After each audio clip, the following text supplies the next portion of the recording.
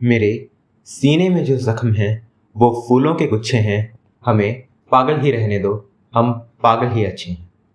ये शब्द हैं उस 23 साल के नौजवान के जिसने अपनी अल्पायु में वो कार्य कर दिखाया कि आज भी पूरा देश उनका कर्जदार है। जी हाँ, मैं बात कर रहा हूँ शहीद आज़म भगत सिंह की। आज के इस वीडियो में हम देखेंगे भगत सिंह के जीवन के बारे में और उनके जीवन से जुड़े हुए कुछ अनछुए पहलुओं के बारे में। हम सभी भगत सिंह से वाकिफ हैं, किंतु हम सभी ने भगत सिंह की छवि गरम दल के नेता की बना रखी है, जो हाथ में बंदूक लिए सदैव हिंसा के लिए तैयार है। पर यह उनके महान चरित्र का एक अंश मात्र है। आज हम जानेंगे भगत सिंह के जीवन के कुछ अनछुए पहलुओं के बारे में और देखेंगे क्या थे वो इंसिडेंट्स जिनकी वजह से भगत सिंह की छवि एक गरम दल के नेता के रूप में उभरी। भगत सिंह का जन्म सन 1907 में लयालपुर लाहौर में हुआ था। वो बचपन से पढ़ाई में बहुत अच्छे थे और किताबें पढ़ने का शौक रखते थे। भगत सिंह की लाइफ में टर्निंग पॉइंट था जलियांवाला बाग मैसेकर, जो सन 1919 में हुआ था। उस समय भगत सिंह की उम्र लगभग 12 साल की रही थी और उस कांड से वो इतने प्रभावित हो चुके थे कि वहीं से आज़ादी की लड़ाई में उनका एक्टिव पार्टिसिपेशन शुरू हुआ। वो स्कॉलर तो थे ही, उन्होंने बुक्स पढ़ना जारी रखा था और लगभग 300 से ज़्यादा किताबें वो अरेस्ट होने से पहले पढ़ चुके थे और 300 से ज़्यादा किताबें उन्होंने 2 साल जेल में पढ़ी थी, जिसमें से वो कार्ल मार्क्स और लेनिन से सबसे ज़्यादा प्रभावित थे। इस हिसाब से वो सबसे एजुकेटेड फ्रीडम फाइटर थे। तो फिर क्यों उनको एक रेबल विदाउट अ कॉज के रूप में पोर्ट्रेट किया गया? उन्होंने उस टाइम बोल्शेविक मूवमेंट के बारे में भी पढ़ा था। उन्होंने सिचुएशन को एनालाइज करके ये कंक्लूजन निकाला था कि हम इंडियंस यूनाइट नहीं हो पा रहे हैं, जिसकी वजह से ही काफ़ी सारे रिवॉल्ट्स फेल हो रहे थे, जैसे कि 1857 का रिवॉल्ट। उन्होंने उस टाइम पे 3 रिफॉर्म्स लोगों तक पहुंचाए और उनको प्रायोरिटी के वाइज इंट्रोड्यूस किया। पहला था सोशल रिफॉर्म, दूसरा पॉलिटिकल रिफॉर्म और तीसरा था इकोनॉमिक रिफॉर्म। उनका ये मानना था कि पॉलिटिकल रिफॉर्म तब तक कोई काम नहीं आएगा जब तक सोशल रिफॉर्म उसको अकम्पनी ना करे। उन्होंने इसी को देखते हुए अपनी party HRA, Hindustan Republican association से बदलकर HSRA, Hindustan socialist Republic association रखा था। तो इस हिसाब से वो इंडिया के पहले सोशलिस्ट लीडर भी हुए, पर उनको डिस्प्ले किया गया एज अ रेबल। इसी बीच वो गांधी जी से भी मिले और वो गांधी जी से काफ़ी इन्फ्लुएंस भी थे। अब साल आ चुका था 1920 का। भारत में असहयोग आंदोलन, नॉन कॉपरेशन मूवमेंट की शुरुआत थी। भगत सिंह और उनके लोगों ने भी नॉन कॉपरेशन मूवमेंट का पूरा सहयोग किया, अपना पूरा योगदान दिया। नॉन कॉपरेशन मूवमेंट के चलते ही चौरी चौरा में इंग्लिश वाइन के विरोध कर रहे लोगों पर इंस्पेक्टर गुप्तेश्वर सिंह ने फायरिंग की। लोग वहाँ इंग्लिश वाइन का विरोध कर रहे थे। इसी से गुस्साए व्यापारियों ने इंस्पेक्टर के पास कंप्लेन दर्ज करवाई। इंस्पेक्टर पूरे रौब से आकर भीड़ को डिसमिस होने का ऑर्डर देते हैं। जब भीड़ डिसमिस नहीं हुई तो उन्होंने 3 राउंड हवा में फायर किए और तब भी अवमान न होने पर इंस्पेक्टर ने अपने रिवॉल्वर का मुंह भीड़ की ओर कर दिया। उन्होंने बचे हुए 3 राउंड भीड़ में खड़े लोगों पर दागे, जिसमें 3 लोगों की मौत हो गई। इससे भीड़ गुस्सा चुकी थी और उन्होंने पुलिस वालों को पुलिस स्टेशन तक खदेड़ा और फिर पुलिस स्टेशन में आग लगा दी। इस हादसे में 17 पुलिस वालों की जलकर मौत हो गई। ये जब गांधी जी को पता चला तो उन्होंने नॉन कॉपरेशन मूवमेंट, जो कि एक बहुत सक्सेसफुल, इफेक्टिव और हाई फेस में था, उसे कॉल बैक कर लिया। सभी इस स्टेप से बहुत नाखुश थे, क्योंकि नॉन कॉपरेशन मूवमेंट उस टाइम पे बहुत सक्सेसफुल, मीनिंगफुल और इफेक्टिव था। और अब तो मानो ये ट्रेंड बन गया था गांधी जी और बाकी सीनियर लीडर्स से। जब भी कोई मूवमेंट पीक पकड़ती तो उसे किसी न किसी कारण से कॉल बैक कर लिया जाता। और इसी से परेशान होकर भगत सिंह और उनके फॉलोअर्स ने सो कॉल्ड नरम दल को छोड़कर गरम दल ज्वाइन किया, या कहें गरम दल बनाया। वो बोल्शेविक मूवमेंट से भी काफ़ी इंस्पायर्ड थे और उसी से इंस्पिरेशन लेकर उन्होंने उसे इंडियन पर्सपेक्टिव में मोल्ड करके अप्लाई किया और ऐसे ही अगले 8 सालों तक उन्होंने सेल्फलेसली भारत की आज़ादी के लिए काम किया। इसी बीच उन्होंने अपना समय घर भी तेज से बीत रहा था और अब साल आ चुका था 1928 का। अंग्रेज़ों ने साइमन कमीशन बनाया। ये इंडियंस को बिल्कुल नागवार गुजरा और ये बिल्कुल हो नहीं सकता था, क्योंकि कोई फॉरेनर आकर हमें ये सिखाता कि हम देश कैसे चलाएंगे, ये किसी को मंजूर नहीं हो। लाला लाजपत राय के कहने पर भगत सिंह और उनके फॉलोअर्स ने साइमन कमीशन के खिलाफ प्रोटेस्ट में उनका साथ दिया। प्रोटेस्ट शुरू हुआ, वहां पुलिस ने लाठीचार्ज कर दिया।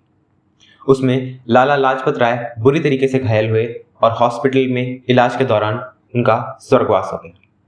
भगत सिंह उन्हें अपने पिता समान मानते थे। माना कि दोनों की आइडियोलॉजीज अलग थी, लेकिन ये उन दोनों के बीच में लगाव ही था कि भगत सिंह अंतिम समय तक लाला लाजपत राय के साथ थे। मरते मरते लाला लाजपत राय ने भगत सिंह से कहा था कि मेरी मौत ब्रिटिश सरकार की ताबूत में आखिरी कील होगी। ये सुनकर भगत सिंह में मानो बिजली सी कौन गई हो। उसी वक्त भगत सिंह ने ठान लिया था कि लाला लाजपत राय की दुखद मृत्यु का बदला जरूर लिया जाएगा। उन्होंने दोषी ऑफिसर जेम्स स्कॉट को मारने के लिए पुलिस स्टेशन के बाहर जाल बिछाया, लेकिन अनजाने में उन्होंने deputy superintendent of police Saunders को मार दिया। अब सॉन्डर्स को मारा ही नहीं, उन्होंने ब्रिटिशर्स को डीमोरलाइज करने के लिए लाल इंक से लिखकर गली गली मोहल्ले मोहल्ले में ये चिपका दिया कि लाला लाजपत राय की मृत्यु का बदला सॉन्डर्स को मार के ले लिया गया है।